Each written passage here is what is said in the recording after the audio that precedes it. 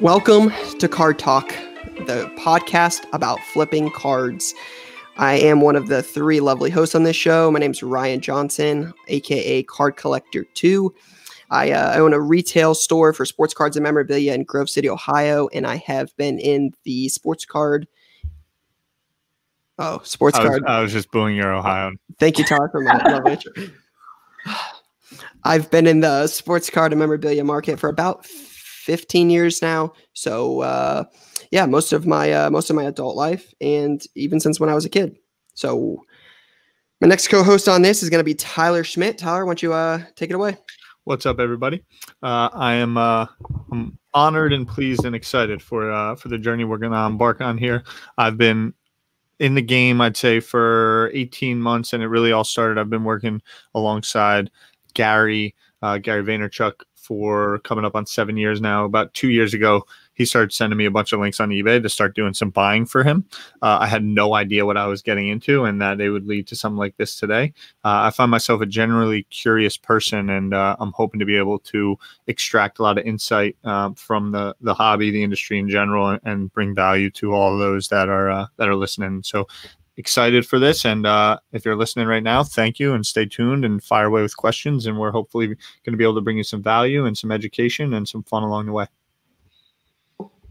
My name is Lou. I am also a newish collector. Been collecting probably now back in the game for like 3 years. I used to collect back when I was a kid. 2003 basketball class was like my initial first like foray into the hobby. I got back in with Gary as well. I have since taken over buying duties from Tyler as of late. And I'm just excited. I'm looking forward to this. I'm happy Ryan and I got connected way back when. And I'm glad we're going to make this happen now. So away we go. Should be a fun little journey we're going to embark on together. So first episode, or the first thing we're going to do on each show is going to be what we call this week's update. So it's typically 3 topics that are currently going on in the card world. Again, Magic the Gathering, Pokemon, sports cards. So I got 3 different ones for you today. But the first one I want to start with is going to be sports coming back. Right. So we've talked about this in, group chat for a while, but looks like the end of this month, we should have baseball and basketball and even hockey going full time at that point. Looks like the NBA is going to be in a bubble in Orlando. But what I want to try to get out of this is how this is going to impact card values and what this means for the hobby. So I know we talked about this again before, but what are your guys' current takes on baseball starting up, basketball starting up, and does that do anything for your buying or selling? Soccer. Soccer's already started. Soccer's been back, and I'm dialed in. I think so. A quick kind of just update across the board, right?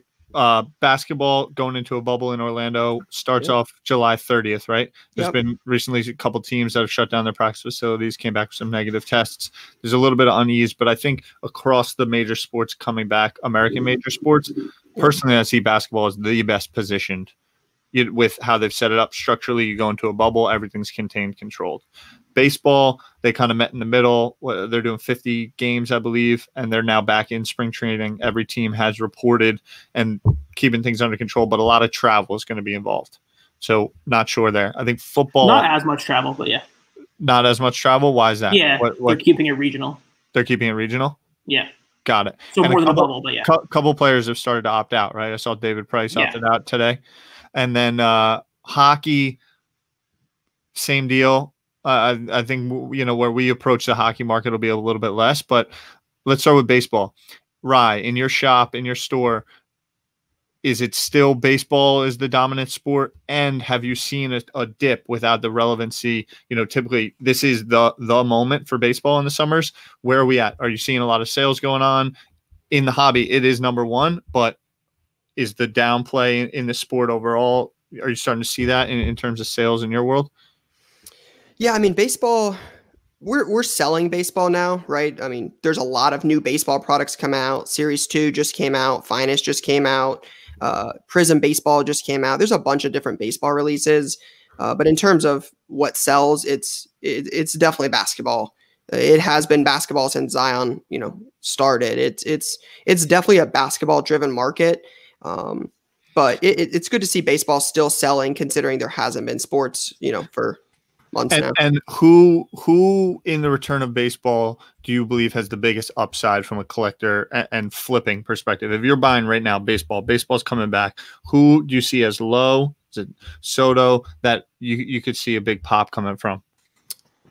Again, I'm not. I'm gonna set the tone now that I'm not the baseball guy in this conversation. It's probably gonna be Lou. So my opinion is probably less than Lou's in this point, but I would say Luis Robert. It seems like all the baseball guys I talk to seem to think Luis Robert is on similar trajectory as Acuna and Soto. But Lou, I'd be curious for your opinion on that.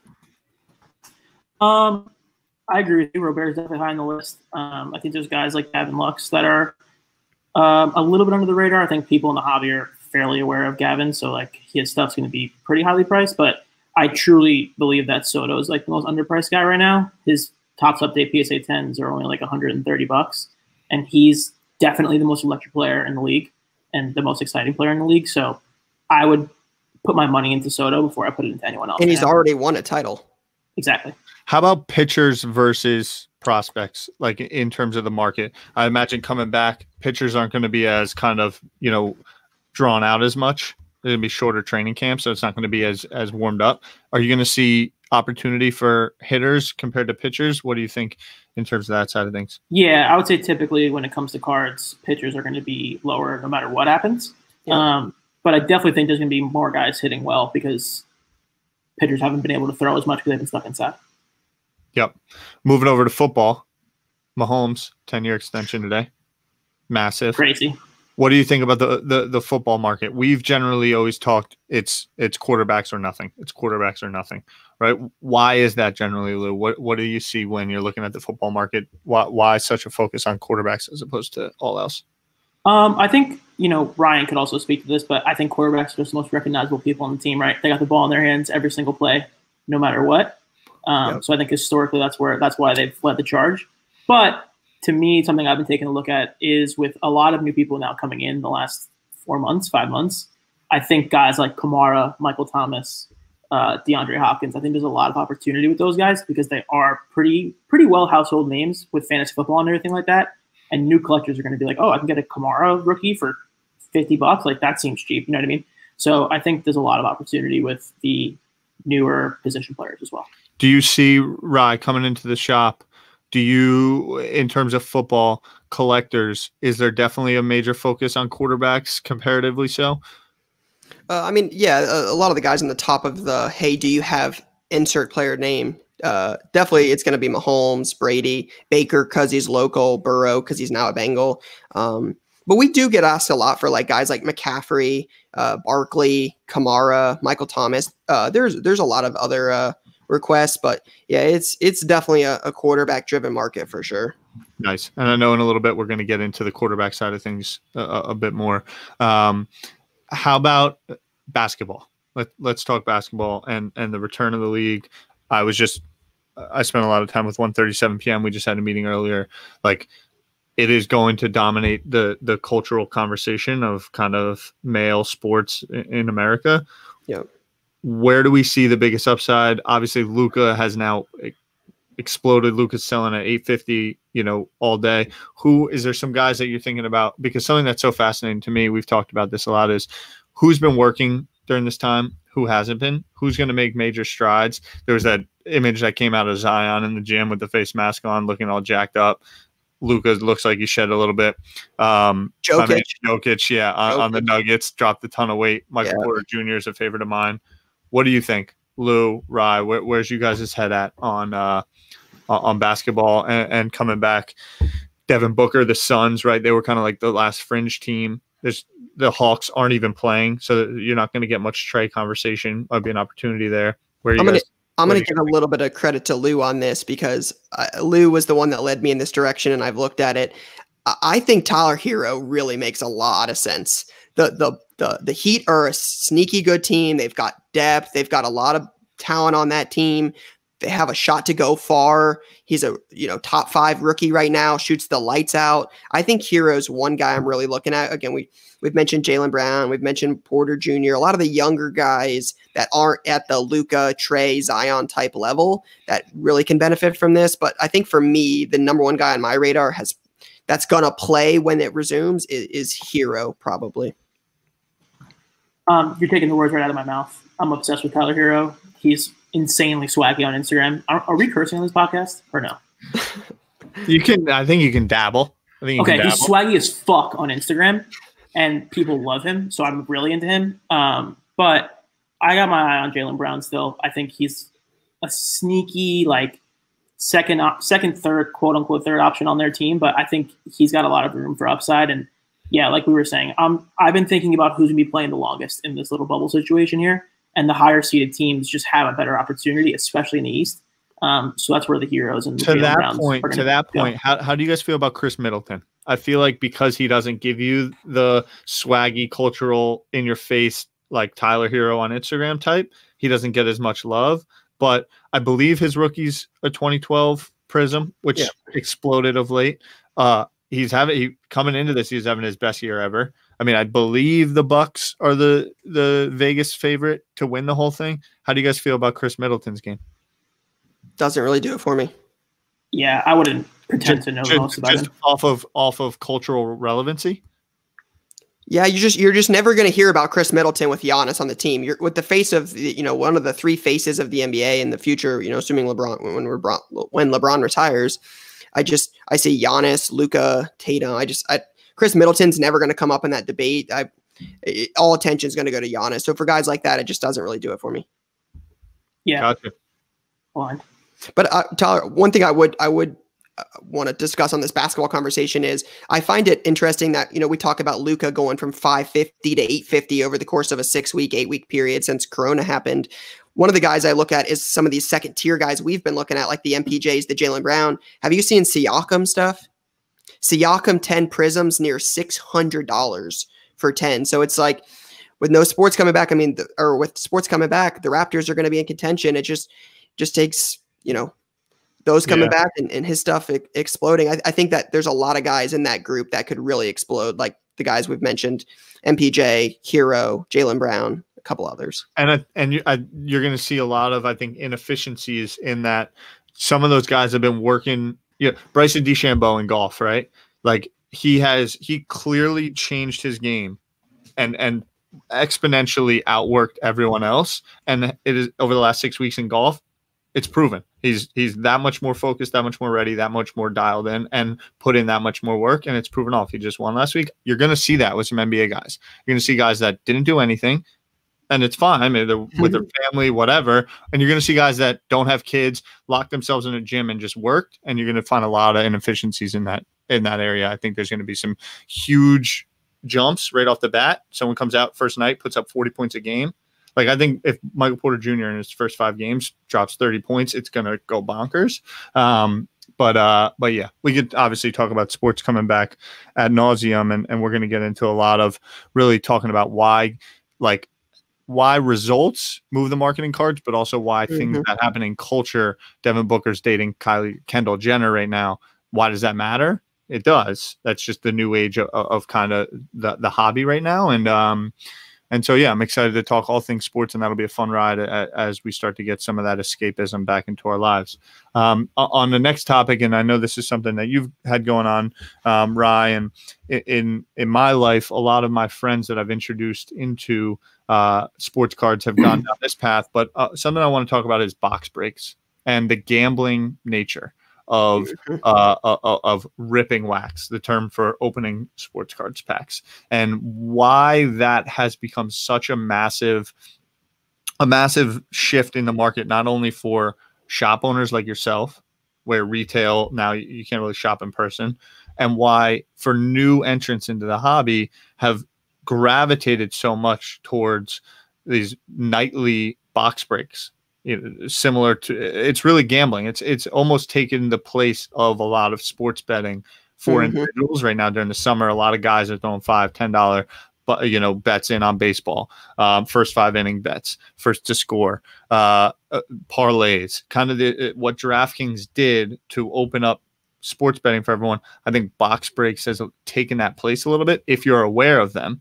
And so just wanted to get into one, what are box breaks? And Ryan, I'd like you to break it down a little bit. I know you host them a lot. And then we can talk about why that's filled the void and what kind of we see as the future in some capacity for box breaks.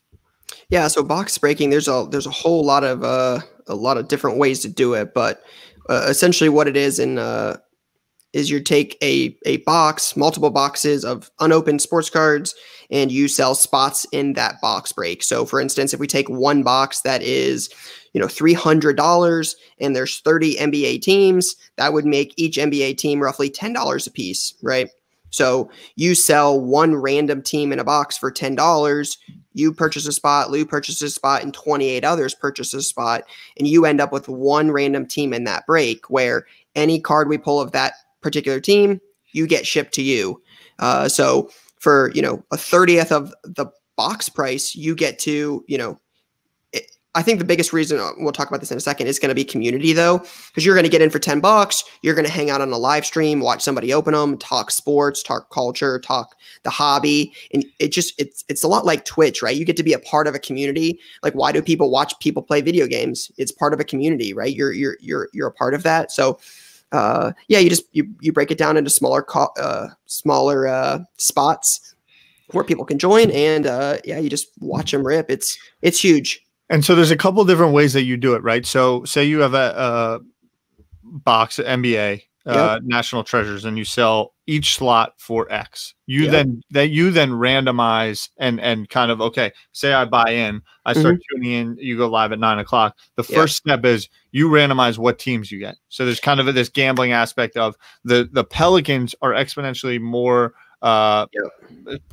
valuable than the Knicks, for that matter, even though RJ's got a little bit of juice, but the Pelicans are way more. So that's gambling aspect number one right there. Boom. No different than I walk down the street, I buy a scratch off, or I'm laying at home and I put $7 on the Yankees tonight. It's really about, okay, half the value in the bet is just watching the game with juice on it, right? Like that adds a fun aspect to it. So boom, there you go. And then you get into opening the boxes, and I might have the Pelicans, and I might only get a random insert of Zion or a base or a silver. And that can vary from a market value perspective. I can now put in $10 and get something worth 200, or I can put in $10 and get a couple pieces of cardboard that are worth 30 cents. Yep. Right? Yeah, I mean, that's exactly how it is. Now you can do it, pick your team. So like you said, in a National Treasures break, the Pelicans might be $2,000 if we individually price each team, because they're going to be, one of the better options, or it can be completely random where it's, $400 and you have a shot at the Pelicans. So it just depends on the break. But yeah, like you said, I think that's important for people to realize is you could get into a break we had a break a couple weeks ago. It was like $27 to get in, and a customer hit a $2,500 LeBron Tiger stripe for $27.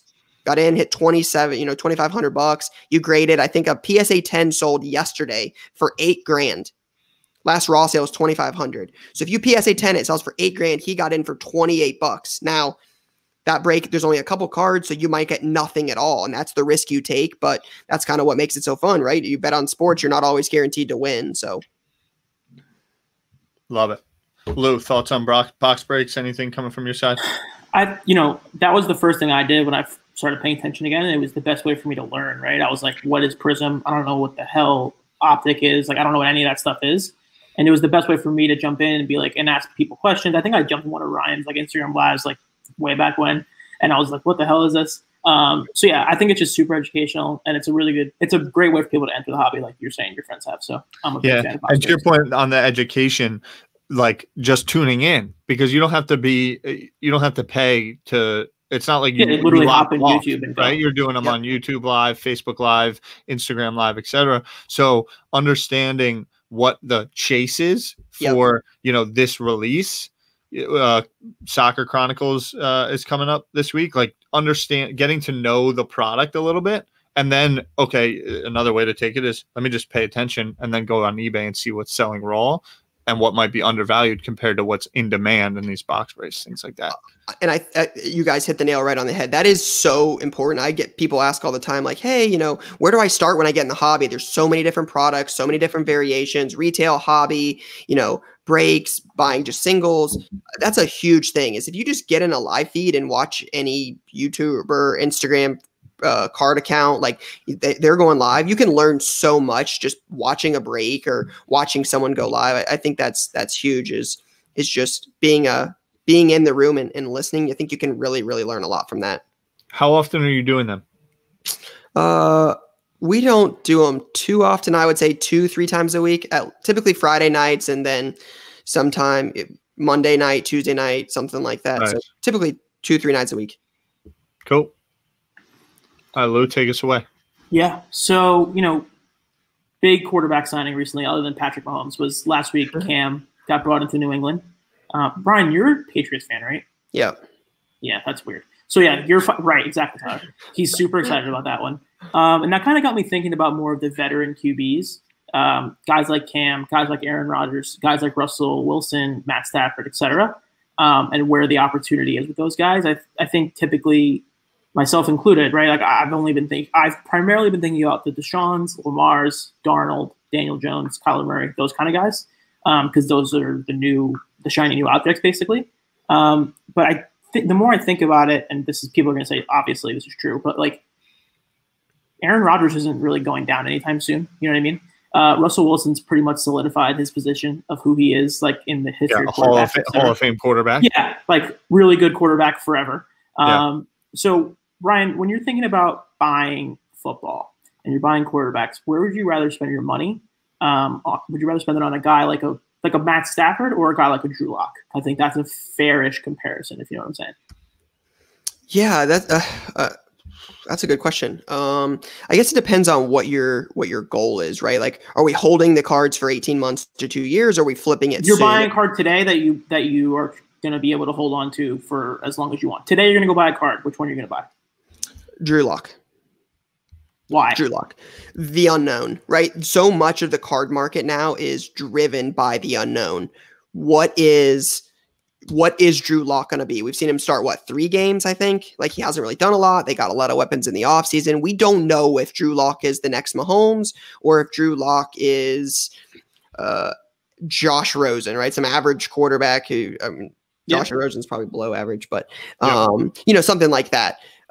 Drew Lock PSA 10 Prism does what's that, 360? Yeah. For a 10? Dude started 3 games, sells for 360. And I think that's what is that, $15 for top? That's like a top space though. Yeah. What's a Bowman Chrome do? There's Finest for $50. So yeah, I mean, you can buy Stafford PSA 10 rookies. There's a Bowman Chrome for $65. That's a legit brand. I just think the thing with Stafford and Ryan and a lot of the guys Lou's talking about is just what they've done, right? Yeah. Like you already know what you're getting from Matt Ryan. You know what you're getting from Matt Stafford. Matt Stafford's a great quarterback, but I think one of the reasons Cam Newton stuff spikes so much is just what the Patriots have done. Like Bill Belichick went 5-0 with Jimmy G and Jacoby Brissett. They were a game away from the playoffs when Brady tore his ACL. I think that's why Newton stuff spiked. But at the moment, if I'm buying something, I'm still going Lock. Well, I think it also speaks to something I'm so excited about going through these conversations for my own discovery, for allowing people to get educated, is there's a million different ways to do it, right? Mm-hmm. Like if Drew Lock starts off the season 4-0, what's that going to do to his value, right? If Stafford does, it's probably not going to do the same. But if he wins a Super Bowl, I mean, he's not far from smashing every single record as a quarterback. And so buying and holding long term, maybe makes it into the Hall of Fame. Or you can go Drew Lock and, 6 games could change the value in 2 seconds. If you're in the quick flip trade business, margins and just doing high volume, or if you're in I'm just going to put money into this market and sit on it and hold, maybe you're a massive Lions fan. So there's so many different aspects, not only to being a collector and enjoying the different cards you're picking up. So even within the Stafford market, you can go down, 14 different paths of different cards and products and what's in demand and high population, low population. Or the Drew Lock, I'm just going to invest in young quarterbacks that I think are going to pop. Yep. Drew Lock over Darnold is a massive conversation we have all the time. Who's better? Does Drew Lock sell for almost double the price? For PSA 10s, yeah. Darnold's what, just under 200? I think Darnold's it's like 130. Wow, I thought it was closer to. No, and so that it just shows what prospecting I think matters, like the unknown versus once they get found out a little bit. I mean, if he goes 2-6, quick, it's going to be a bloodbath. Sure. Yeah. So there's higher risk, just like in any market, any investments that you're making, higher risk, higher reward, right? So that 300 could boom, and that's probably priced in there a little bit already, which is why it's higher than Darnold. Yep. Darnold's first 6 games of this year's aren't as important to the value of his card as Drew Lock's. You kind of already have a little bit of an understanding. He goes and wins a playoff game. Jets are back. That matters. But in the first 6 games, Drew Lock goes 1-5. That card's not selling for $300. It's going to do what Darnold did last year and go to $50. I was gonna say Baker last year. The Browns signed Odell Beckham. They got Landry. They got Kareem Hunt. Baker's stuff was through the roof. Every day I got asked, "Hey, you have any Baker Mayfield? You got any Baker Mayfield?" And the Browns come out and go, what, 8-8?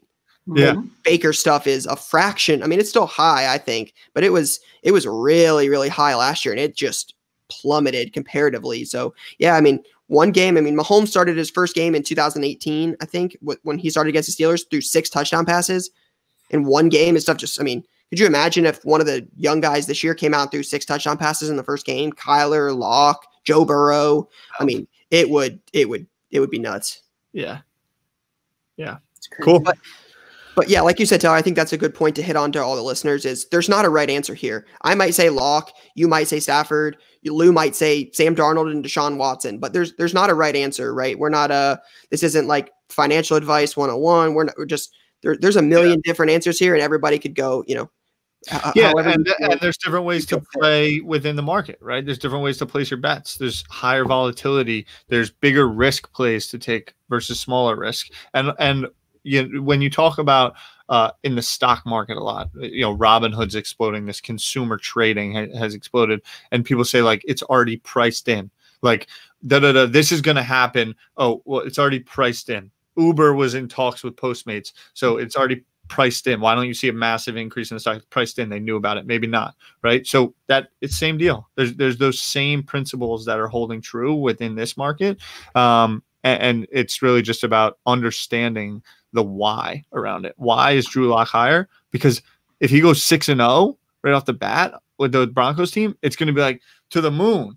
Yeah, it's risk management. Yeah, if Darnold goes 6-0, it's the Jets have been 6-0 before. We know what's coming next. We've seen him. We've seen this game, right? If he wins a playoff game, that's a lot harder. I don't think that's true, though.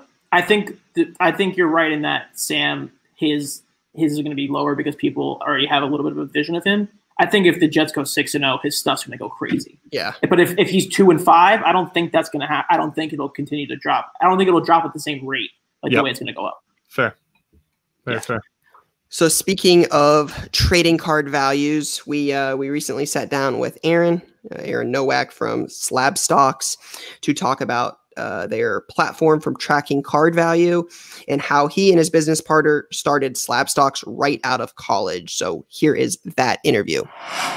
All right. So our interview guest for today is going to be Aaron from SlabStox. So Aaron, we've got a little intro planned for you here, but I just think it would be better if we just kick it off to you and just let you tell the audience who you are, what you do in the hobby, and how you got started. Hey guys, I'm Aaron from SlabStox. Started the company SlabStox about 1.5 years ago, 2 years ago with my buddy Nate. His neighbors with me back when I was really young growing up.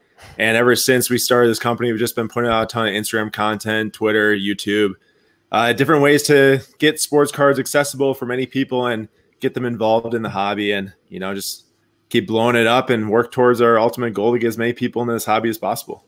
How long you been in the game? How long? Well, personally, because you started a year and a half ago, but I think that sells you short. Give it a little bit of just kind of when it all started for you. Yeah, so as a collector myself, I started back when I was 10 years old. 2008. Yep. How old are you now? I'm 22 now. Cool. I'm going to be 22 tomorrow, actually. But Fuck 10 years old, 2008, my brother and I go to a Target in Minnesota because we just moved to Minnesota. Target was the closest thing to our house. We bought some 2008 Topps football packs. 2008 Topps football just like totally got me into it. Brett Favre on the cover of the retail boxes. We're huge Packer fans, obviously. And when we rip those packs, we build sets and everything. And then from there, just all kind of topple on top of each other. We go to card shows. I mean, my brother kind of trailed off with the whole collecting thing, but I go to card shows. My dad would buy different football cards for my collection. I pulled the Eddie Lacy Topps Chrome Gold Refractor Rookie Auto back in 2013, like when he was the absolute man. So like that was an $800 card. Pre the weight he put on Eddie Lacy. Yeah. Yeah. This is like Rookie of the Year $800 card. Like big deal when I'm like 14 years old. And then just kind of keep on going into college, get really into Bowman Chrome Autos with Nate, buddy Nate that does this with me. He's huge into baseball prospects. So just been kind of buying, selling, building up different knowledge bases in all the different sports. Really got into like the entrepreneurship side of it, the buying and selling, and obviously making profit through high school into college. And then once we started SlabStox, we just blew it up in terms of like sharing what I've learned since I've been 10 to everyone out there I can to, try to get everyone involved. That's what the goal is. So Aaron, can you give us a little bit of rundown, like for someone that is listening for the first time and knows absolutely nothing about you or SlabStox, what is SlabStox on a high level? Yeah, super high level. Basically what we do is we look at the sports card market, what's going up in value, different trends in terms of demand, how consumers are reacting to either different performances on the court or on the field, or even different sports card trends in general, because there's trends that don't even have to do with performance. And then we just capture those trends into Instagram posts and really just, get them out there for people to learn really easily. And then we also have a YouTube side of it where we, run 3-4 podcasts a week where we look at either different beginning investing topics, basketball breakdowns for players. Our host, Sam, he really does a ton of basketball breakdowns and tries to get people understanding the players so they can go and buy cards from there. And all three of us really work well together, Nate, Sam, and I, because we all have different areas of expertise. I mean, my biggest area of expertise is the sports cards. I've known it for so long. I've understood, which cards bring value, which cards go up in value over time. And then Nate brings in the baseball knowledge. He's just a baseball guru, just like me in sports cards. He knows everything about baseball. And then Sam knows everything about basketball. And I really, use my knowledge to help them learn about cards. And then they've started to apply that to their content. So it's just a really, all-encompassing view of sports cards and sports and how they mingle and react together. Yeah. Can you talk about that a little bit in terms of just, and for clarity, like what I heard there at the end is like, you knew about cards and the value of cards and how the markets worked. And then you had two buddies that were diehard sports fans. Mm-hmm. And there's a lot of dudes 14 to 30 out there that are like literally know everything about a team, about a sport. What was the discovery phase for your buddies to be like, oh, I can use that knowledge to turn it into a bit of like a business or entrepreneurial, and how cards gives that ability? Can you talk just in terms of the value, like some value for the audience of, hey, I'm 17. I'm trying to figure out what the hell's going on in my life. Corona's happening. I don't know if I'm going to college, what's going on, but I know every single thing about that's happened in the NBA over the last 4 years. What can you do with that? Yeah, I'll take it back to a personal story. So this is really when Nate and I got into it really hard together. This was back in 2017, going to fall of 2017. He knew I used to do sports cards like really hard. And I actually did take like a 6-month break in senior year of high school.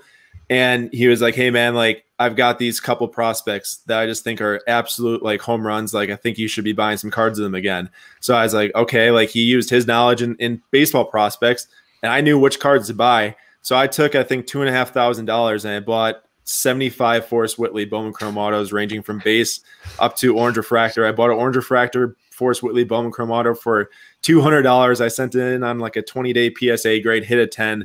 I sold it for $1,200 like 3 months later.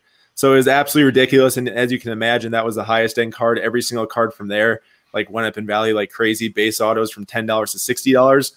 So really all it took, and also I'll say in the record, because he'll be super mad at me if I don't. He told me to buy Ronald Acuna. He told me to buy Forrest Whitley and Ronald Acuna. But this is right when I got back into it, and Ronald Acuna was $120 a base auto. Now he's like $1,500. And I didn't want to take the risk to spend $120 per card, so I went with the $15 per card. But that would have worked out really well. So for Nate, when he came into it, he took his knowledge of like knowing everything about these prospects 1 to 100 in the MLB pipeline ranking and which ones can grow more going forward. And then I'm like, okay, I can take my money and I can go spend it on Bowman Chrome autographs, which I knew, were the prospect card at the time. It still is today for prospects. And then Sam came along 2 years later, and Sam's Nate's brother. So it's easy to get Sam to realize after Nate that, this is a real thing that can work. And Sam, like lives and breathes the NBA, like listens to all these podcasts like daily. And he's like that guy you're describing, Tyler, just the dude that just loves sports and understands basketball and understands how players develop. And you just like take those small little things you pick up over time as a sports fan and just like even put like $50, $25, $100 towards your favorite player, as long as you're buying the correct card. Maybe it's a rookie card, maybe it's a second year, select silver, prism silver or something. You're going to do well if you are so confident in knowing that this guy's going to be a home run player. I was going to say, so Aaron, we've been having a lot of discussion in the last couple of weeks, and I want to kind of get your intake on it. So with basketball and baseball looking like one could be starting, one might not be starting, we have a lot of discussion about if you, in the short term, if you're putting money into either sport, which sport are you putting the money into right now? Are you going basketball, or is baseball a better buy? Definitely basketball. Basketball the way. I mean, we're still making recommendations on baseball because if there is a season, it could hit huge. But in terms of like what we really like to do is mitigate risk. How can we mitigate risk, or how can our audience mitigate risk? Because personally, like I'm not out there buying and selling cards, but we're trying to get other people to think about these things. How can you mitigate risk? And if baseball just like the agreement doesn't happen, all those cards are going to be so flatlined or drop down in value over these next like 8 months that it's just too risky to go and put the money into. But if you take that same $75 you put into Tatis and you put that into LeBron or Giannis or, Jason Tatum, and then they have a huge game in the playoffs, they'll pop off. They go up double maybe, or even leading up to the playoffs. Now, I mean, even the NBA restart, we still have a month to the NBA restart. I mean, you guys have seen what the basketball card market's done in the last month since they made the announcement that it might come back. We have a whole nother month of growth before play even starts. So there's just so many more possibilities to make money in basketball right now. And also, I just think that the reach of like players just goes so much further than in baseball. Like baseball, you've got a couple of guys that resonate with people. In basketball, you have so many guys that people are fans of for different reasons. Maybe it's Siakam. Like Siakam for the longest time wasn't worth much value. And then he pops off huge in the NBA. He's got a huge worldwide fan base. Everyone wants Siakam now. They want a title and everything. And then, he goes from $5 or $2 a prism base rookie. Now they're up to 50, 60. So there's plenty of ways that you guys can go in basketball and make money much easier than baseball, in my opinion. That's crazy. I want to get a little bit of your perspective on, you say it's now almost 12 years that you've kind of been around, and there's something to be said of what's happened over the last 6 months or the last 18 months. I met you a year ago in Chicago, right at National, and that was really when I was kind of first getting into it. I for a year prior to that, I had really been like working for Gary, like doing his buying, but didn't like get passion for it. Like Lou and then all of a sudden I went there and I was like, holy shit! Like I just walked to one end, I met a ton of cool people. I bought a card from one dude for $20, and 2 hours later I sold it for $30, and I was like, whoa. This is wild. But what I want to talk to you about a little bit is I think that because of what's happened so much over the last 3 months, 6 months, there's a lot of new faces coming in, and it's all about buy and sell, quick. If it's not doubling up on money, it's a failure. I want you to go back 4 months ago or 4 years ago, 5 years ago, and talk a little bit about, okay, say things do calm down a little bit. Say things do cool down a little bit. What was that market like? I want to preach a little bit of patience. I also want to speak to collectors a little bit not just hammer on the, hey, if you buy now and sell in a week, that's what this whole game is about. And a little bit of the passion around sports, a little bit of a passion around collections, a little bit of passion around that's a beautiful card, not just because it's going to sell for $20 more 4 days later. Oh, heck yeah. I mean, I've got collections that date back to 10 years ago. Like I've got a Kobe rookie, my first ever sports card purchases, I guess 12 years ago now. I went to a sports card show in Minnesota, and I remember I had a Beckett manual. It was like this thick. It was like a book from Barnes & Noble, and I circled the rookie cards I want to get in there. I think I paid $5 for Kobe, $3 for Aaron Rodgers back 12 years ago. But it really has to do with, you're talking about the new people that are coming in. And I look, and even, all our Instagram posts are geared towards, what's the value of this card? How is it going up? I like to throw in some flair now and then and like, oh, how's this set design? Trying to get people to think about other things. But the expectation has been blown out of proportion. And I see it a lot with people that if they don't double up in a month or 2 months, they think it's a failure, like you said. And I made a post maybe a month ago. It was of a Wander Franco card that went up 30% in 2 months, I think, 2 or 3 months. And this was at the time, like, right after the card market started to boom when it dipped, after Corona. Yep. And I was like, guys, like, this is good. Like, if you were around, like you said, 4 years ago, like 30% in 2 months is really good. And I think Ryan would probably agree with me because I know Ryan was around then too. And like, I was so thrilled to turn something from like $10 into like $20 if it was like 6 months or something back when I was in high school. And like everything that you see now, all the high-end values, like, Luka Prism Base for $750, profits that are like 400% return on investment. Everything you see now 4 years ago everything was just toned down. You're making less profit. Stuff is worth less. You can get into stuff easier because it's worth less and doesn't cost as much. But everything is toned down. I mean, it's just across the board. You profit less, you spend less. Now with the just completely insane influx in demand, I mean, of course, I'm super happy that so many people are getting sports cards. I mean, it's amazing to see. But, I hope that some people that go and buy cards aren't just looking like, man, if I get this card in my hand, this better be double the money in 2 months. Otherwise, I'm going to be super mad. I mean, I have boxes and boxes worth of Christian Yelich and Keston Hiura Brewers cards that I'm never going to sell. I mean, I've got Orlando Arcia Bowman Chrome Autos I bought at the 2015 National that I had no plans to sell. I spent, the most money I've ever spent on a card was in 2017 at the National. I bought Orlando Arcia Bowman Chrome Gold Auto 9.5. At the time, he was a 6 overall prospect. It's $350. Think about now if the 6 overall prospect Gold 9.5 auto out of 50.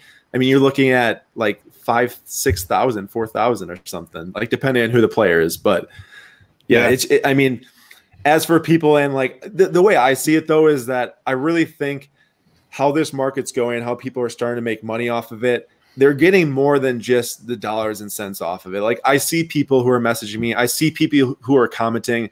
They're like, man, I got into this because I saw I could make money, but now I'm actually like, it's like a blast. Like, it's like my favorite thing to do outside of my work. It's like when I go home at night, I go and I look at sports cards and I open my sports cards and I go and open my box and look at my, Jason Tatum's or whatever it is. Like people are actually falling in love with it, which is awesome. And that's how we keep these people around, even if they don't make that double up, triple up in like, 2 or 3 months, which it seems really odd that it's became like the norm for people because it's really not. And I hope that people don't get too comfortable with that because you're right. If there is a time where the, demand turns down for any reason, you can still make money. People can make money at any time in the card market. It's just all less. It's just a little bit lower profit, a little bit lower values. Everything's just a little bit toned down. Yeah. And, sorry, go ahead, Ryan. I was going to say, Aaron, obviously, Lou, Tyler, and I have all been in the hobby for different time periods, but like I started really hardcore in like 2006. So I've been in it, 14 years consistently every day. And I think the same thing with you and just in terms of like 4 years ago, right? Like you used to be able to buy quarterback rookie autographs of first round picks for like $20. Like guys that weren't probably going to play for 6 months or maybe not till next season, you could buy those cheap, right? Like they didn't sell for a fortune. Now anybody that gets drafted, like Jordan Love is behind Aaron Rodgers, who's a first ballot Hall of Famer, and his rookie autos sell for hundreds of dollars.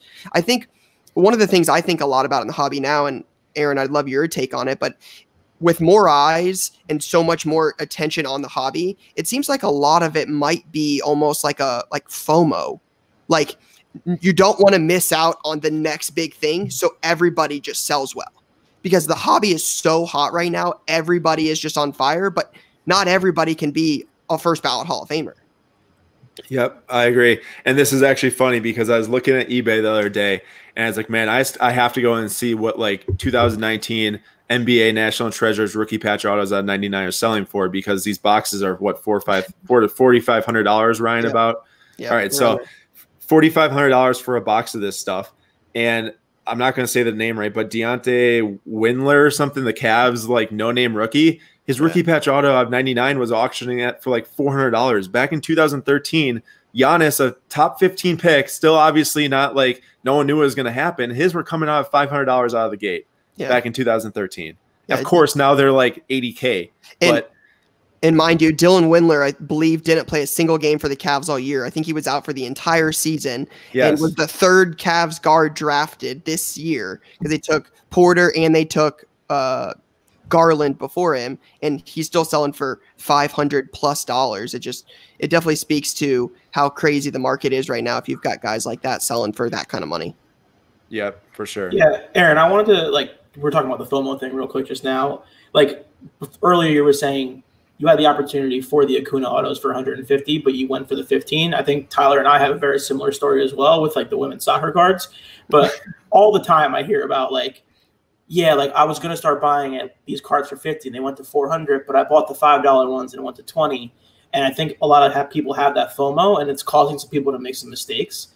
And I think it'd be interesting to talk about a little bit, like, it's okay if your first thing that you make, you only make $20 instead of $175 because you don't get killed. Yeah, let me speak to this. Like, anyone coming to the hobby now, they need to know it's okay to make mistakes. I mean, Ryan included and myself have been doing this for like a decade now. I've made so many mistakes over the years, it's not even funny. I mean, back in high school and reps, that's where I want to go. Is like, there's so much value just from doing it that is not dollars and cents. Yeah. Yes. The way I look at it is every single thing I've done up to today has added to what my outlook is on the car market, how I help others, how I do all this. It doesn't matter about what's in my bank account. It matters about how am I, becoming a better, SlabStox, representative, or different, trying to help other people get into sports cards. It has nothing to do with, oh man, I could have had a Luca Prism Silver PSA 10 for $400 last summer. I don't care about that. It's all about you learn and then you help. And it just all comes together. Yeah. And then the third part about it, because honestly, one of my favorite, like, I enjoy so much. We have this random Instagram DM group where it's just a bunch of dudes shooting the shit about cards and some banter and soccer and all that. And like the community aspect, and everyone I think needs that. And especially now, whether it's getting into gaming or whatever your interest might be, at the end of the day, hobby, right? It's a hobby. And Ryan, you say the word a lot, hobby, right? I want to just talk a little bit about community. Obviously, you've built SlabStox and a little bit of community there, but just your knowledge and experience of being, in the game and industry. What are some of your favorite spots to either gain information from, whether it be Cardboard Connection or some different forums where you might have met some interesting people, some card shows? Can you just talk about some of your favorite maybe experiences or other platforms that you've come across, just kind of give some hat tips to some different things for the listeners to be able to say, hey, oh, that's a new thing, let me go check that out? Yeah, for sure. In terms of like, if you are struggling to figure out the sets, the parallels, all this other crazy stuff, like Tyler just said, Cardboard Connection is a great source to go to, cardboardconnection.com. I mean, I've learned so much from there. Like going back, you can go back, 20 years, 30 years and look at all the different sets and how parallels change over time, and everything to do with, how card companies actually produce cards, and, what's their theory between making it from 5 parallels into 20 parallels. Like, that's all important information for sure. In terms of community building, different people getting involved, I love that group message that we've had. I was just thinking the other day, I can't believe it's been a year now. It's been like literally a year since that thing was started. I can't believe how fast that went. And then also just getting in person and meet different people. I know not everyone can make it to the national, can make it to these different card shows, but through doing that, it's much more than just, man, this guy's Instagram handles Card Collector 2. Like, he's like, this huge card shop owner, all that stuff. It's more like, oh, hey, your name's Ryan. Like, how's it going? All that stuff. And it really just builds into understanding that, you know, buying and selling sports cards goes further than just your computer or your phone or what you're doing on eBay, all that stuff. And then you can start to see the passion that other people have for collecting and what they enjoy collecting. And also, I think a huge way to just build positive relationships is just to not try to nickel and dime everyone off every single dollar, every single $2. A lot of people start to, you know, get either preconceived notions about you if you're always trying to get that extra dollar from them instead of, you know, giving someone a deal because they're getting the cards and they want to learn about soccer, or, you know, something else just to make people feel, you know, welcomed into the hobby. You know, you don't want people to come in and then think that you're a bunch of stiffs, or you're like, you know, you're not welcoming in terms of like how, you know, how you're responding to DMs or anything like that. You always want to be sure you're putting your best foot forward in terms of actual personal relationships, because I know that we can so often just think that we're talking to handles and we're talking to different social media accounts, but it is real people behind them. And those people have stories just like me, just like all you guys. Yeah, don't be an asshole is the lesson. Yeah. And even go further. Be, you know, not an anti-asshole, but to your point of like sometimes give a little, and it helps. I like that experience when I went to that first national, and again, to your point, not everyone can get there. Like I'm fortunate. The relationship I have with Gary, and he's like, you're coming. And we went every single day, and it was 5 days. And obviously, you know, the work he's put in over the years to be able to have, you know, the collection that he has and allow me to learn off that, and, you know, the awareness that he has. So all the people that we got to meet, but it changed everything. And I think for me, the number one takeaway was like that, just the educational aspect of it, like just the learning, the conversations, the reps, right? Like it's crazy. And you remember this, the first thing I was like, okay, how do I get into this? Cause there's nothing about baseball that interests me in the world. I'm like, okay, I'm into soccer, but I went there and it was like, there was like very few people that are talking about soccer. Like a couple people come up and I was like, this guy Mbappe, and, you know, Lou, and we were getting into it, and like, man, and now soccer started to explode, and it'll continue to keep going. Off the back of that, what are some kind of like not directly down the pipeline NFL, MLB, NBA stuff that you pay attention to, Aaron, kind of maybe on the fringe that's a little bit more just like collectible market than like sports cards? Right. Well, you can see my shirt right here. I got the PSG logo on. I was, you know, put onto soccer by the two guys on the screen right now, Tyler and Lou. Like last summer at the National, it was right when, as a, you know, SlabStox as a company, we decided to get out of all our baseball, basketball, football, short-term stuff, buying and selling. And we just decided, you know, if we're reporting on baseball, basketball, football, we're leaving it to helping others, you know, sending out newsletters, you know, doing Instagram posts, trying to get other people involved in the market. So whatever we're thinking about in terms of sharing knowledge or posting isn't influenced by anything we're doing on the card side. So at that moment, I was like, I got to get into something else. That's a weird market out there. I need to learn more. I need to expand my reach so that in the future I can add it to the repertoire for our channel. So Tyler and Lou, you know, talk to me about soccer. And, you know, I'm always big into anyone that's like a big international icon, like these, you know, Ronaldo, Messi, now Mbappe and Sancho. All these guys are just huge worldwide, and it's so much fun to see. So I took $10,000 and I put it all into soccer in August and September.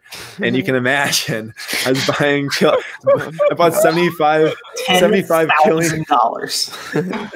Yeah, Lou, I sent Lou my first purchase. I think Tyler too. I bought a Christian Pulisic like select auto, and then from there I was buying $500 Mbappe NT Golds 10 and stuff.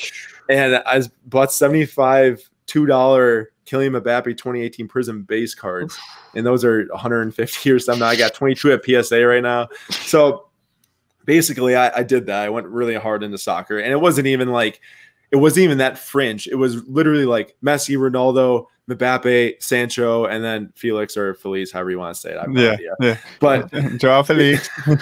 It's like just those guys, and it all went nuts. So I sold a bunch of it in March. I took that money, I put it into Kylian Mbappe. I sold that Kylian Mbappe like a month or two later, and now I'm just waiting on PSA to give me my submission so I can sell it all and start up SlabStox FC to help others get into soccer, just like we did with baseball, basketball, football. So that should be fun. But currently, I mean, Lou, it's always Lou getting me into the weird stuff. Now Pokemon, I started looking at Pokemon. I've already sold one of my Squirtles, or my only Squirtle, but I got 2 others right now. But it's just another interesting thing where it's not just what people do on the court. I mean, Ryan will for sure agree with this, I think. But 4 or 5 years ago, dudes' cards are not going up in value unless they do something to add to their legacy or on the court or on the field that makes them go up in value. There wasn't enough people coming in to increase value based on demand. Now everyone's just like, oh man, demand's going here. Those cards are going up, especially with no sports on right now in terms of football, basketball, baseball. Like on the Pokemon thing, right? You just said like prices going up based on demand. Like I think there's something to like Pokemon as more of like a appreciating collectible as opposed to a sports card where it's like it's very much reactionary to what's going on.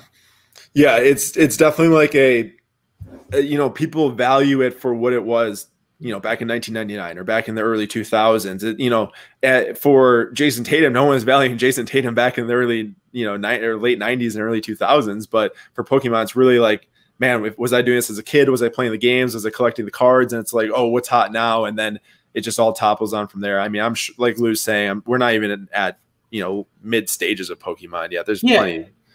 And it's like Charizard is pretty much like Kareem Abdul-Jabbar. You're like in terms of like a historic asset, like going to change, like only going to go up as time goes on. There's no going down. I don't think. Mm-hmm. Yeah, I agree. But what I was going to say before I completely went out was you talk about like the guys just going up so quickly. I mean, we had, one of the worst recessions since, 08. I mean, there's a pandemic and cards, I sold a bunch of stuff, right? Just thinking, you just know you don't know what's going to happen. And here we are, a week goes by, a month goes by, 2 months goes by, 4 months goes by. And every single day, it just seems like I always tell people every day is a new day, but I've never seen anything like it. The next day it happens because values continue to climb without any sports on. So one thing I do want to touch on real quick, Aaron, before we move on is I get asked this a lot, and I know you've been in the hobby for quite a while now, and you're an entrepreneur in this. If you could give our viewers one piece of advice around turning your hobby into a business, what do you think that piece of advice would be? I think what you need to do is you need to understand your skill set, where it works best in the hobby, and then just like triple down on that skill set. Like if you're like really big into basketball and you totally understand these players and you totally understand how they work, then go really hard in the basketball and invest a ton of money into there. If you want to do it for cards, if you're like, okay, I'm really good at grading, I know how to grade really well, maybe start up some group subs, or maybe just like do a bunch of, either between like PSA and BGS and testing for grading and seeing if you can make a bunch of money in grading. Or, for myself, what I saw was I love business. I just graduated a business degree. And I want to find a way that I could apply that to sports cards.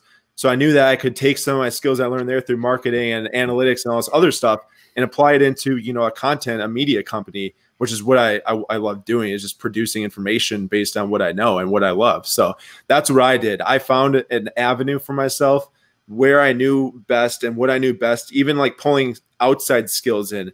If you know really well how the retail game works, go to Target and Walmart's and understand when drops happen and, pick up cheap retail packs that you can flip or something, to make a living on. Just find what you're really good at and try to apply it to some segment of the hobby is the best advice I have. Cool. I love that. Cool. I think in terms of starting to wrap this up, something that's just been on my mind next couple of months, I want kind of all of us to answer kind of a question or two in terms of if there's one card you're looking at picking up, whether it be for personal collection or an investment flip, what's kind of where you're looking at? You got like kind of a something. Yeah, I feel like everyone keeps an eye on something, and while they're over here doing everything else, they're like, yeah, I want to make that play. I want to do that. And then maybe someday, maybe your 22nd birthday comes around, you're like, yep, I'm buying that. What's that for you right now? Well, currently in the process of saving for a house, but aside from that, looking at my next big splash. So I just did the LeBron 2003 Topps Chrome Refractor 9.5. Next big play would be Giannis 2013 Prism Silver 9.5 or 9, whatever I can get that's attainable. My Mount Rushmore is going to be LeBron Refractor, Giannis Silver, Kobe Refractor, and Jordan 96 Topps Chrome Refractor. So hopefully I can do that one day. Oh, man. It's not going to be soon, but I'll build towards it. It's all about the chase, right? It's all about the chase. All right, and Aaron, before we go here, just do you want to drop some of your handles, your website, stuff like that, where people can check you out? Yeah, yes, and tell people about your new platform, right? Yeah. So big announcement a couple days ago on Saturday. We announced that we're bringing the SlabStox platform to life. What we're doing is we're connecting eBay and just the mess of eBay, all the different cards, that you can search for. Very hard to figure out what you're trying to do. We're going to take it all and put it into one platform, the SlabStox trading platform, where you can track your investments. You can buy and sell on there. It's all taking different items from eBay and compiling them to individual stock pages like you'd see on Yahoo Finance or anything. And you can transact on the same exact page that you can track your investments and see how they're going up and down. And it's all going to be free. We're not preaching sports car accessibility to everyone. We want to make anyone that can get into the hobby, get into it, expand the reach. We want anyone that wants to learn, wants to do it, just to jump in. And I think it's a great way for people to do so and see how their investments and collection is changing daily. Yeah, I think real quick, just to jump in on that, like eBay's library is so vast, right? Like you're having a place where it's all going to come together and you can use the research that you've compiled over all this time and in real time. I think it's super interesting. So I was pumped for you to see. And currently we're taking pre-registration. So if you go to slabstox.com/slabstox and scroll to the bottom of the page and put in your email address, you'll be pre-registered. And it's coming this summer 2020. So it will happen this summer 2020. Do not have an exact date yet, but it is going to happen this summer for sure. Amazing. Aaron, thank you for taking the time, man. You're an impressive dude, and I think a lot of people are looking at you and seeing that they can, build a little business around their passion themselves. So thanks for taking the time. 30 minutes Tuesday morning. Enjoy your birthday coming up. Enjoy the chase for Mount Rushmore, and keep doing your thing, brother. Thanks, guys. Appreciate it a ton. Thanks. That was our interview with Aaron of SlabStox. Got to sit down and chat with him last week. So really looking forward to see how how their platform comes together over the next couple months and what that looks like for the card game. Should be fun to watch. Yeah, I'm not sure if I think we touched on it a little bit, but they're going to be going big into soccer, into footy and launching kind of SlabStox FC. That's where the majority of my passion lies, other than Pokemon and some NBA stuff. So yeah, great resource. Aaron is the man, really doing his thing and is very disciplined in how he approaches giving his advice, knowing, a lot of the things that long-term hobbyists or people get perturbed about of the pump and dump. He's very, to the T and the way he's going to approach the soccer stuff. So I can't say, enough good things about Aaron, and thanks him again for taking the time to chat with us. Absolutely. So what we're going to transition to now is going to be our mailbag section. So we're going to do this each week. We're going to answer 3 of your burning questions about what you want to know, anything card related. So feel free to send your questions to us on Instagram or Twitter. It's at Card Talk Pod, or you can email us at cardtalkpod@gmail.com. If you're watching on video, the social should also be right here, right here. So not very good on that. We'll work on that as we get through this. So first question I got for you guys is from looks like Profit Flips and Killian Camp. It says, what is the future of the soccer card market? So Tyler, I know you're big in soccer. What's your thoughts on this? Yeah. Well, I look at it first as the sport in this country, right? So one, it's obviously the biggest, and I say obviously, but it is the global game. It is the biggest when you talk about across all cultures in the world. It is the biggest, right? And I think as technology has allowed, true globalization of community, of sales, you can buy eBay, you can buy and sell from people in Australia. I'm always picking purchases up from there, and they're doing the currency exchange right there. China, Korea, like all these different, it's very easy now to buy and sell internationally, and eBay as a platform does a great job about that. So if you think about the size of the audience and what that means, I think that's very big, right? Obviously basketball has exploded in this country, and for soccer, for proper football to touch that is going to take a long time. But when you think about the global audience, it's there. It's very much there. And so as the market continues to get hot, as new entrants come into it, the appetite for soccer, I think, gets a lot bigger from the producers, from Panini, from Topps. There was just recently some pretty big, I think, negotiations. Panini landed on the Premier League license. There's the Champions League stuff, and then a big product that's coming out this week. I think, and again, this is still just, I think a lot about how things move culturally. Why will people start caring about the sport in this country? World Cup is being hosted in USA in 2026. Euro Cup this past summer was postponed till next summer. So the next 24 months of the sport are they run pretty much through the calendar year. They take like 8 or 9 weeks off. And in the next 24 months, there's going to be a Euro Cup and a World Cup. Those are two of the biggest sporting events. They happen every 2 years, back to back. And then, leading up to the 2026. And then what I believe has happened is a lot of new people that are coming into the hobby aren't conditioned by the product not existing. And so if you've been around for a long time, it's been a baseball driven thing. If it's maybe 10 years of the last 8 years, there's been this massive rise in Prism was a huge product for the consumer and basketball. If you're stepping into it right now or in the last 24 months, like I have, you're coming in on equal footing, and there's a lot of good soccer stuff. And actually, if you take the values comparatively of, say, the legends, Messi, Ronaldo, those are more modern day legends, or Pele. I think if you looked at a Pele compared to the comparison of him in baseball or him in basketball, he's incredibly underpriced. Yet globally and culturally and relevancy is right there. So I think it's huge, and I think the products are only going to catch up to it, which again just keeps a lot of, when I say value or opportunity as an investor, I think you can buy a lot of stuff, and the market is going to rise and continue to equate itself as the sport equates itself. As I think a lot of listeners would agree, they either have become a fan of the Premier League of late, or they've got a close friend that is all into it. And that's like a last 5 years type thing. And so you extrapolate that out, and you're patient over, the next 2, 5. I really am talking about playing a 2026 game. I've been doing a lot of investing in Mbappe. I think there's an immense amount of opportunity. Also, prospecting in soccer is a huge thing. Just like baseball, Bowman, like there's an entire market on that. I see that mimicking itself a bit too. And then there's stickers. The rookie sticker thing is a little bit of a different experience, because the Panini, their European products, they generally lead with a sticker for the rookie stuff. So a lot of the soccer rookie stuff is sticker, and you're actually going to see that, I think, inversed in that basketball and other sports, stickers are going to start being acceptable, because that's going to bleed in a little bit. Lou, any thoughts there? Yeah, I agree with Tyler. The global point is, like, soccer as a general marketplace is going to go up a lot in the next 5 to 7 years. So putting your money there in the major stars, the Mbappes, the Messis, the Ronaldos, is pretty safe.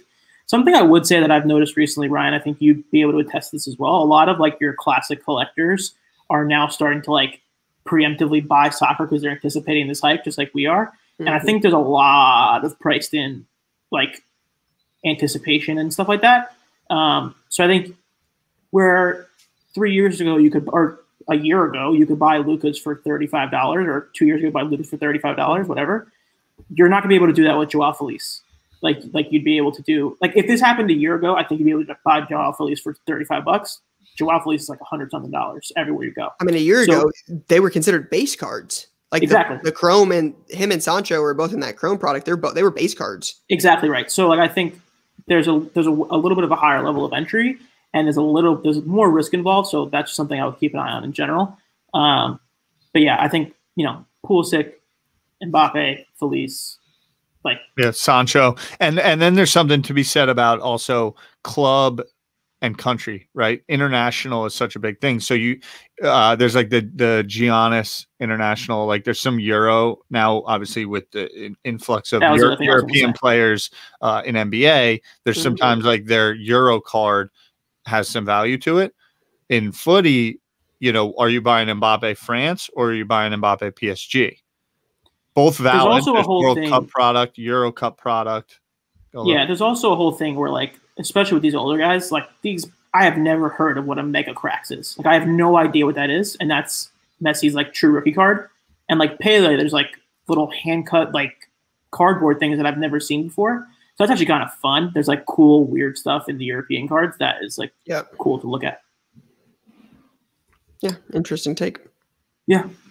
So we've been talking a lot about soccer, footy. You'll hear me say soccer, then you'll hear me say footy, then you'll hear me say proper football. But all of them are acceptable in my opinion. Switching it over a little bit, baseball. How do you feel? Do you feel confident about Gavin Lux due to his situation in LA? And Lou, you're going to need to touch on what his situation in LA is. Or does he have a low ceiling? From @Harrison Mingham. Harrison, hello. I would say Gavin Lux is probably the lowest floor rookie there is in Major League Baseball this year. I say that because the Dodgers are an elite team. They have an unbelievable lineup. They traded for Mookie Betts. They're actually going to be able to play with Mookie Betts this year, so that's good. You know, they got Bellinger. They got Corey Seager coming back. They got a ton of guys, right? So he was in the first top space product this year. Gavin's top rookies there. Yeah, like $50 for out of 10. Yeah, $50 for a PSA 10. His chromes, I think, were going for like 70 at one point a couple months ago, I want to say. His Bowman chromes. So he's like a pretty safe bet, to be honest. I mean, safe in terms of like how safe is a rookie really going to be. The other guys you're looking at is probably the Roberts. Forrest Whitley's a pitcher who I think is going to be good. You might get a shot at Joe Adele this year. But as far as the ceiling goes, I don't love Gavin Lux. I think he's going to be a fine player. He actually reminds me a lot of like Corey Seager from like a market standpoint. But I think he's a pretty safe bet. I'm a fan of his for sure. You know what's one thing I love about baseball is like everything. Wearing helmet. I just love how they like refer to like bat down or bat up. Well, yeah, so that's really the thing because of the many other, you know, like it's not like bat. I guess sometimes basketball with like variations and like that's all it is, just a variation. I'm saying football, they have it like football and left hand, like football and right hand. Yeah, optic like Donruss is like optic is with the helmet on, and then like Donruss is no helmet. Like it's so strange. I love the photo variations though. This year's Prism basketball has really cool photo variations too, by the way. Zion's is sick. Anyway, yeah, I'm a big fan of Lux. I hate the Dodgers. Astros are going to win the World Series again. Piss everybody off. And away we go. I think the big thing for me with Lux is, like you said, Lou, is where he plays, LA. Mm-hmm. Like if Gavin Lux was in Colorado or in Kansas City, I might not feel, as strongly about him. The Dodgers are loaded. They've got to be 1A or 1B in terms of the favorites to win the World Series. It's got to be them in New York. So that helps, but we talk about this. I know we've talked a lot about this offline, like baseball versus basketball, right? If I'm putting money in anything right now, I still think it's still a basketball market. So until I see, the baseball get back and Lux really start doing well again, I have a hard time buying much Lux stuff. Yeah, I've seen, the last 24 hours over the holiday weekend, it seems like there's been an issue with the MLB getting testing done with all their teams. So that's concerning. But I think baseball is always going to have a place in the hobby. That's where all the classic hobbyists go. 100%. Yeah, so baseball is pretty safe, but 100% think basketball has a bigger ceiling. And on that note, I wanted to get into a little bit of 2018, 2019 conversation with you guys. Last year's rookie class was out of control. This year's class is even crazier, arguably. So a question from Matt's sports card was, which basketball class are you investing in going forward? 2018-19 or 2019-20? We've gone back and forth on this a lot. I would say the top three guys from 2018 are who? It's Luka, Trey, and probably Shea. Shea's got to be probably. I can't think of anyone else you'd put at 3. Can you, Tyler? Kevin Knox. I mean, Michael. You're speaking to a massive Michael Porter Jr. fan right here. And so I go 2018 all day, and it's wild just looking at this. A lot of people also have a lot of love for Ayton. Generally speaking, the rule of thumb that I was kind of taught was like centers are kind of meh, but you've also seen this massive, Shaq, whether you want to call him a center or you want to just call him an entrepreneurial icon of this country, might pave the way for that a little bit. I think Ayton early on has shown a lot, but I always was just no centers.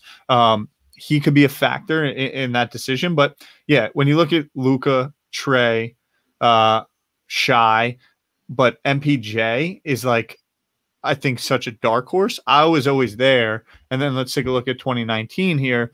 You got the first two right out the gate are like arguably two of the more hyped rookie prospects to come into any American sport in a very long time.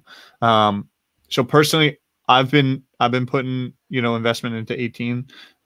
Michael Porter Jr., I think, still has massive upside on a team that I think could replicate what the Raptors did, go on and win it in 2 seconds.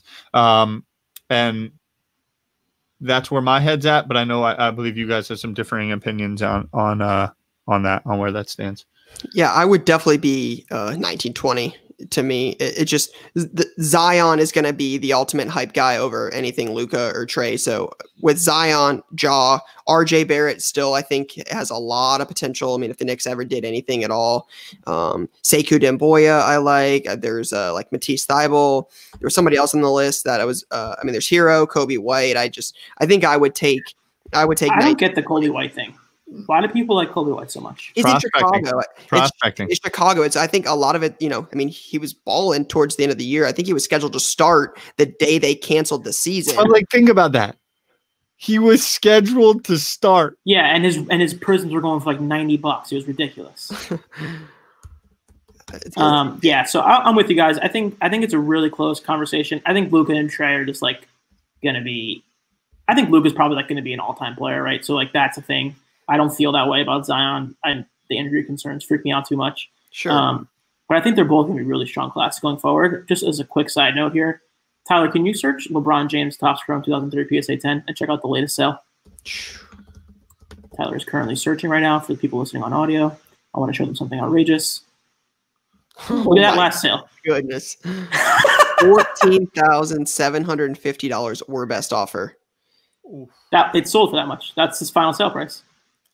Right? It has to. Isn't it crossed out when it's? No, it says if you see below it says or best offer. Yeah, but isn't it when it's best offer they cross it out? I believe so. I think if it's full asking, it just sells for that much. It just posts it as that much. It's crazy. I'm gonna check. Wow. LeBron. Yeah, Brian, look that up. Just real quick for everyone, the 2003 LeBron James Topps Chrome is arguably the #1 card to buy in the world right now. Most popular modern day basketball card. 100% the most popular modern day basketball card. His cards were trading at about $1,000 this time last year, and they peaked at around 8 or 9K right before COVID-19 and went down to around 5,600, and now they've blasted back over 10. And there was one that just sold for 14,750. We'll see if that price sticks. It says it got clicked at 14,700. Yeah, so we'll see if that price clicks, but that's an outrageous number. And I just want people to realize that there's a very, very realistic world where the 2003 Topps Chrome LeBron James PSA 10 sells for $25,000 in the next 3 months. Well, look at this list, and I mean, it looks like this guy's got one of them and some others.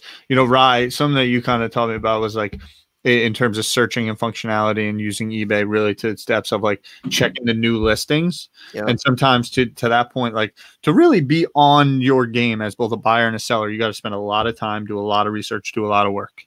Yeah. Now, some of the price of not doing that work is getting burned on having a buy it now for that card at 11K right now and leaving it up there for 4 days in a row and not realizing that one just went off the board at 14.5. And that's how people make decisions. They go, they look, boom. I mean, if you're in the market to spend 12 grand on a card, you're probably, unless you're a very diligent investor, thinking about it like that. And there's probably now some opportunity. And that's not to say one card sets the market at 15 or 14, because someone might have just had it there. And the person was just like, I'm buying this for a friend, and went and looked at the first thing and clicked buy now. There's all these different factors that go into it.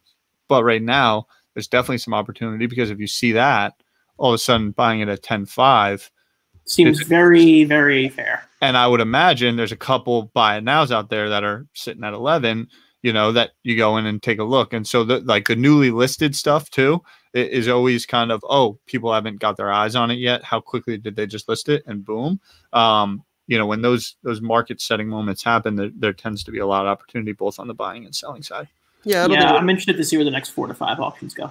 Yep. Yep, it'll be interesting to see. But last segment for episode number 1. Let's give the listeners a little peek into upcoming releases. So it looks like we talked about this offline, but Spectra Basketball came out last week. It was a pretty popular release on last Friday, but the one I think we're all looking forward to the most is Friday's release this week, which is going to be Chronicles Soccer.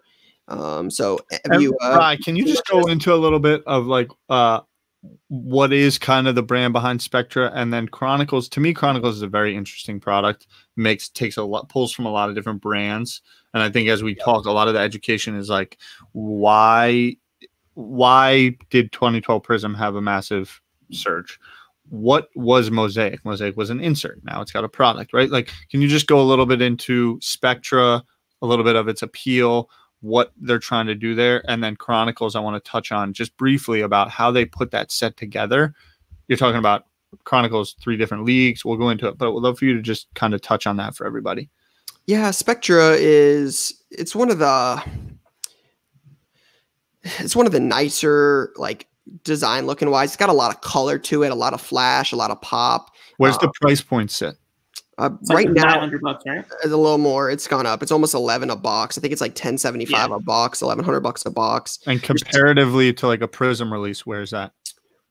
Prism right now, or when it came out early this year in December, was $440 opening weekend.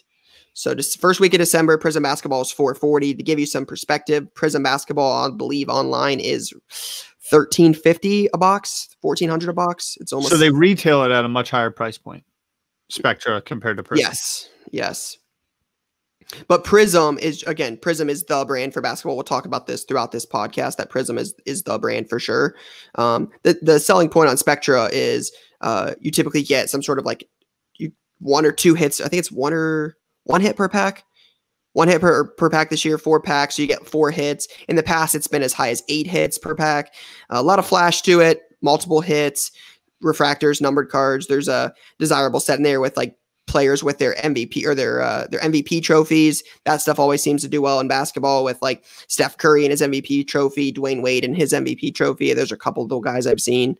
But yeah, anything basketball this year seems to be hot regardless of what it is. And that's just the next product on that long list. Nice. And then Chronicles. So Chronicles coming out Friday, you said? Yep. And what's retail on that? A little over 100? Last time I saw pre-orders being sold, I believe was Dave and Adams, around $200. But I don't believe any of the 3 big online sellers currently have it for sale. And what are the 3 big online sellers? Blowout Cards, Dave and Adams, and Steel City. And so Chronicles is actually a hodgepodge, a mixed bag of a bunch of different already existing brands, to my understanding, correct? Yeah, so it started out in basketball, I believe, but that's essentially what it is they'll make limited production for cards that they don't currently have intentions to run full sets for that basketball class. So, and I know the football one that recently came out had like Court Kings football rookies. That's a basketball exclusive product. It had, silhouettes, which are like jersey autographs from a product called like Crown Royal. That was not a football product this year.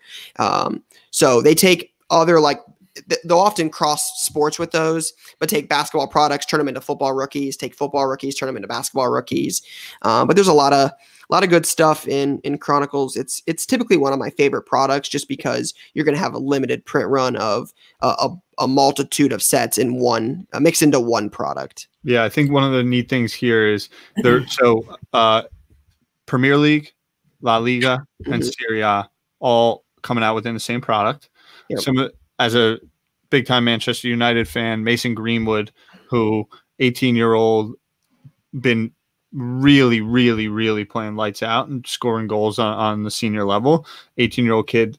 This is his true, I would call it American rookie, if you want to go there. Not necessarily European sticker release that's coming out in this product. It's a Donruss.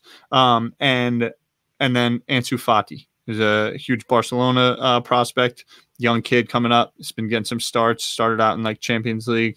I believe his first non-European kind of true rookie. And then, like you mentioned, there's some big messy auto hits and things. So it's supposed to be a really packed out product. And to the point of the soccer, I think what you're seeing is, I'm not sure, correct me if I'm wrong, Ryan, is this the first Chronicles they've done for footy?